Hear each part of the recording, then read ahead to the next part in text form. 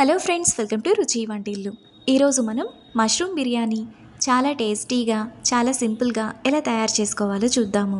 ఈ బిర్యానీలోకి కర్రీ చేసుకునే పని లేకుండా సింపుల్గా పెరుగు చట్నీతో సర్వ్ చేసుకుంటే చాలా బాగుంటుంది. ఇంకా పిల్లలకు లంచ్ బాక్స్లోకి పెట్టడానికి బాగుంటుంది. ఏదైనా స్పెషల్ డేస్లో చేసుకున్నా చాలా బాగుంటుంది. చాలా ఈజీగా చేసేసుకోవచ్చు. టేస్ట్ కూడా చాలా బాగుంటుంది. సో లేట్ చేయకుండా వీడియోలోకి వెళ్ళిపోదాం.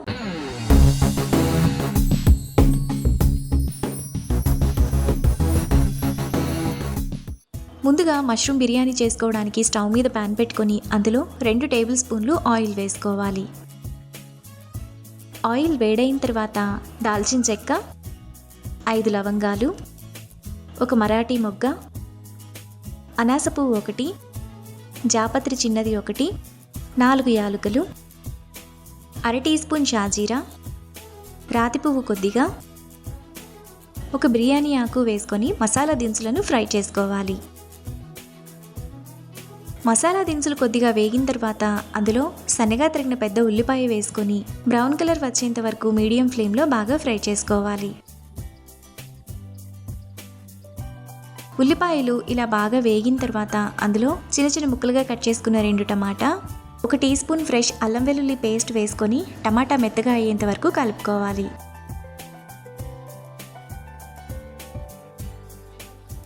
టమాటా ఇలా మెత్తగా ఉడికిపోయిన తర్వాత అందులో 1 టీ స్పూన్ కారం, చిటికెడు పసుపు, 1 టీ స్పూన్ ధనియాల పొడి, 1 tea spoon garam masala, 2 table స్పూన్ల పెరుగు,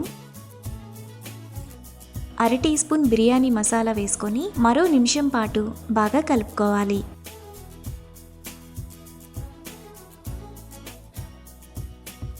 ఒక నిమిషం తర్వాత మసాలా బాగా వేగిపోతుంది. ఇప్పుడు 200 గ్రామ్స్ మష్రూమ్స్ని పైన పొట్టు తీసేసి 3-4 సార్లు బాగా కడిగి ఇలా కట్ చేసుకొని వేసుకోవాలి. ఇప్పుడు టేస్ట్కి తగినంత ఉప్పు వేసుకొని ఒకసారి కలుపుకోవాలి. ఇలా కలుపుకున్న తర్వాత 2-3 నిమిషాల పాటు మూత పెట్టుకొని మగ్గనివ్వాలి. 2-3 నిమిషాల తర్వాత మష్రూమ్స్ ఈ విధంగా కొద్దిగా పచ్చివాసనంతా పోయి మగ్గుతాయి. ఇప్పుడు ఒకసారి బాగా కలుపుకోవాలి. ఇలా కలుపుకున్న తర్వాత అందులో అరకట్ట కొత్తిమీర, పుదీనా తరుగు, అరగంట సేపు కడిగి నానబెట్టుకున్న 2 గ్లాసుల బాస్మతి రైస్ను వేసుకోవాలి. ఈ రైస్ మనకు 500 గ్రామ్స్ వరకు ఉంటాయి. ఇప్పుడు 1 నిమిషం పాటు బాగా కలుపుకోవాలి. ఈ బిర్యానీని మనం ఇంట్లో వండుకునే రైస్తో కూడా చేసుకోవచ్చు.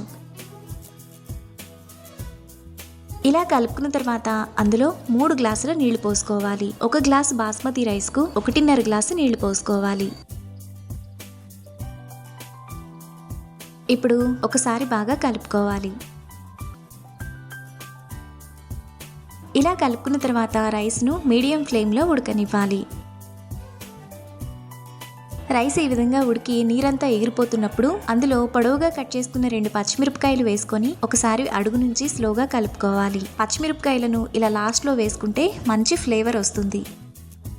ఇలా కలుపుకున్న తర్వాత మూత పెట్టుకొని సిమ్ ఫ్లేమ్లో 10 నిమిషాల పాటు ఎగరనివ్వాలి. 10 నిమిషాల తర్వాత మష్రూమ్ బిర్యానీ మనకు ఈ విధంగా పొడి పొడిగా చాలా టేస్టీగా రెడీ అయిపోతుంది. ఈ రైస్ను ఇప్పుడే సర్వ్ చేసుకోకుండా 2 టీ స్పూన్ల నెయ్యిని వేసుకోవాలి. నెయ్యి వేసుకున్న తర్వాత మూత పెట్టుకొని 2-3 మినిట్స్ ఆగి సర్వ్ చేసుకుంటే చాలా బాగుంటుంది. 2-3 నిమిషాల తర్వాత మష్రూమ్ బిర్యానీ మనకు ఈ విధంగా పొడి పొడిగా చాలా టేస్టీగా రెడీ అయిపోతుంది. ఇప్పుడు ఈ బిర్యానీని వేడిగా సర్వ్ చేసుకున్నా లేదంటే పిల్లలకు బాక్స్లో పెట్టినా చాలా బాగుంటుంది. ఈ బిర్యానీలోకి పెరుగు చట్నీతో తింటే చాలా టేస్టీగా ఉంటుంది. అంతే, ఎంతో సింపుల్గా టేస్టీగా చేసుకునే మష్రూమ్ బిర్యానీ రెడీ. ఈ రెసిపీని మీరు కూడా ట్రై చేసి మీకు టేస్ట్ ఎలా కుదిరిందో నాకు కామెంట్స్లో షేర్ చేయండి. ఈ వీడియో కనుక మీకు నచ్చినట్లయితే లైక్ చేసి, షేర్ చేసి, సబ్స్క్రైబ్ చేయండి.